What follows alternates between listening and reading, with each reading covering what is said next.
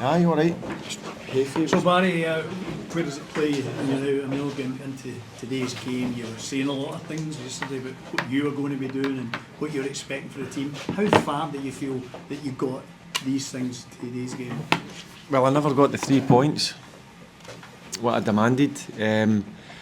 You can't come to a place like St Mirren and lead the game twice and give a couple of sloppy goals away. So that's exactly what we've done. And that's been our Achilles heel, not just since I've come in. That's been the Achilles heel here for a long time. So, yeah, overall, really disappointed. I'm not sure I've seen you more frustrated on the touchline, Barry. Was it just one of those days? Yeah, look, when you spend the week sitting down individually and then collectively, and you kind of work on things and you show them video stuff, what you're wanting the team to do, and they don't carry it out at times, is frustrating. When we carried it out, we scored 2 goals. We played the ball quickly, 2-3 touch, and then at times we go back to the way it was a few months ago, pedestrian, slow, and that's not the way that I want my team to play. It's certainly not the way that we train.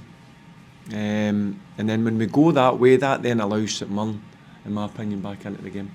What do you think it is in terms of are players incapable of carrying it out? Is it that muscle memory resetting back to what they were doing before? Listen, it's something that it's been playing in my mind for a number of weeks. It's the frustrating part of them, because when we do move the ball quickly, we're a good team, and when we don't, we look really average, and we're easy to play against.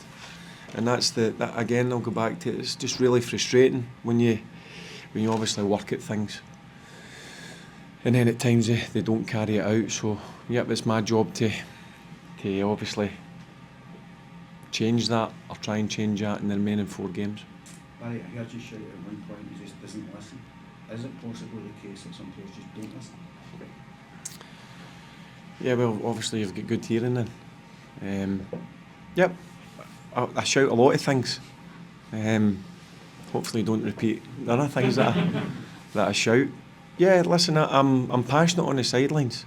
That's one thing, and when you, again, I'll go back to it, but for the first question, when you want players to try and take out instruction and they don't do it, yep, it's certainly going to frustrate me, and I'm going to make my feelings known. And I made my feelings known at half time, and I made my feelings known certainly after the game. There's obviously going to be big changes this summer. Should there be players in the dressing room that are worrying about the future because they're not hitting the standards that are required to?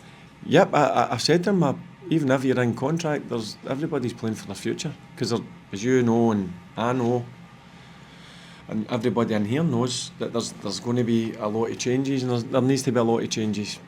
I said it last week after the game in Spain. We all know these changes need to happen. These changes are starting to happen. You obviously know with the takeover. Obviously Kevin coming in as sporting director. So they're certainly moving in the right direction. But as we all know, we're coming to the end of the season, and it's a short period that you get off, and then you're straight back into pre-season, and you've got qualifiers for Europe then the season. Before you know it, the season starts. So, yeah, big job to be done here. And it's how you get that lift. But we know the next game now is against Celtic. Does it mean anything as far as the points, or it's Celtic that you're playing, isn't it? That's a message you can throw to the fans to fight back. Does it mean, what do you mean? Well, on the basis that if you beat Celtic, it's not just any old game that you're playing. Every game you play for Rangers should mean something. But more against Celtic. Listen, it's easy to get up for the games. But every game you cross that white line when you're representing this club. It should mean everything to you. So, yeah, we'll have a day off, and then we'll get back to work. Because one thing is, I'll be coming in with my sleeves rolled up and ready to go. So will my staff, and the players better be too. It's proper, all right, because yeah, he carried on. I'll obviously need to see which it's his ankle. I know it's his ankle, but I don't know if it's going to be serious, if he's going to be out for a couple of days or a couple of weeks. I don't know. I'll need to speak to the physios on that one. So yeah, it wouldn't be ideal if we get another if we get another injury. But again, I'm not going to use that as an excuse. That's part of football. That's why you carry a squad. And then when people go, or you're wanting people to go and take the opportunity, they need to take the opportunity. But I need to go back and look at the game and see if that was the case. Barry, do you feel like in games like this, maybe the fear factor has gone in the past? Someone would see it as a 50-50 contest, and Rangers don't have that kind of aura anymore.